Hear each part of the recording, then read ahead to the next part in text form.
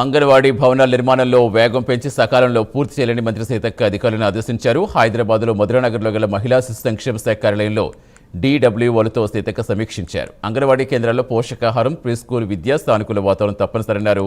ఎక్కడ లోపం జరిగినా ఉపేక్షించేది లేదని హెచ్చరించారు.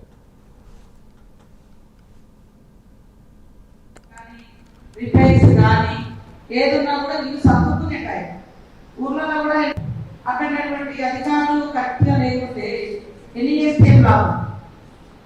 అది అందరూ కూడా దాన్ని ఈ 1.5-2 months ఇంప్రూవ్మెంట్ ఎట్లా చేయాలి. ఇప్పుడు మనం పని చేసే టైం, ఇప్పుడు కన్స్ట్రక్షన్ కానీ రిపేర్స్ కానీ ఏదున్నా కూడా ఇల్లు సర్దుకునే టైం.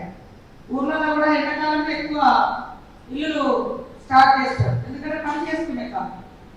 రైతుకు వర్షాకాలం పని చేసుకునే కాలం.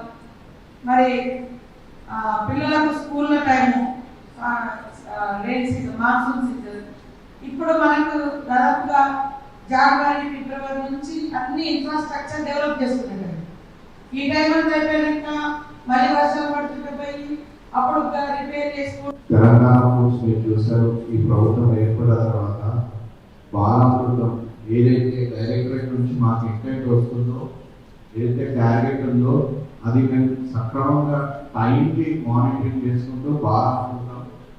ఇంటేక్ మాకు ఏదైతే వస్తుందో డెలివరీ అనేది టైంకి బేసెస్ అవుతుంది. మా తరఫున మా టీజీ ఫుడ్స్ నుంచి కూడా అందరూ కోఆర్డినేట్ చేయడము, టైం టు టైం దాని డెలివరీ, ప్రొడక్షన్ అందరూ చూసుకోవడం. కానీ ఈ మధ్య కొద్దిగా ప్రొడక్షన్ తగ్గింది మేడం.